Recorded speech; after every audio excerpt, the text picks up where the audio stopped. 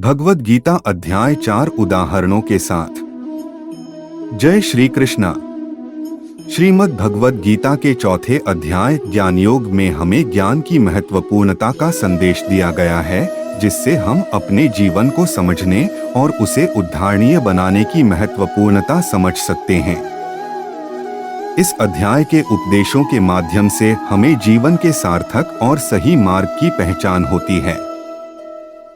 ज्ञान की महत्वपूर्णता को समझाने के लिए भगवान श्री कृष्ण ने एक अत्यंत महत्वपूर्ण उदाहरण दिया है, जल का उदाहरण।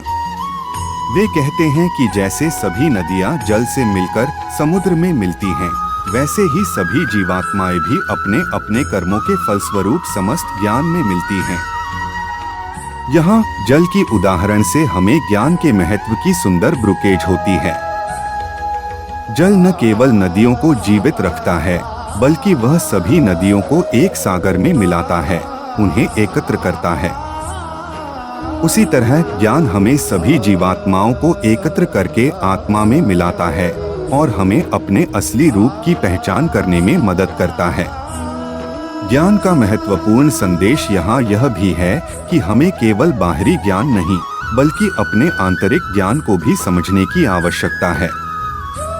भगवान श्री कृष्ण ने अर्जुन से आत्मा के अंतर्द्वंद्वों को समझाने की प्रेरणा की।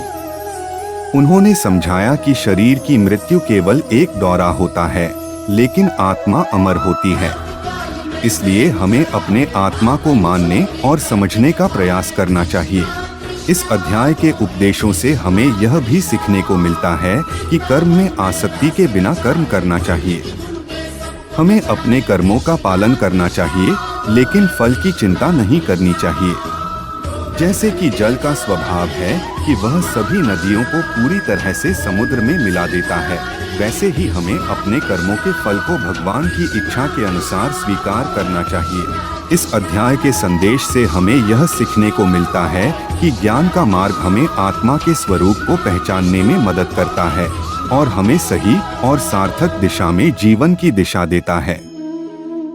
हमें ज्ञान के माध्यम से आत्मा के महत्व को समझने का प्रयास करना चाहिए, ताकि हम अपने कर्मों को सही दिशा में निरंतर बढ़ा सकें।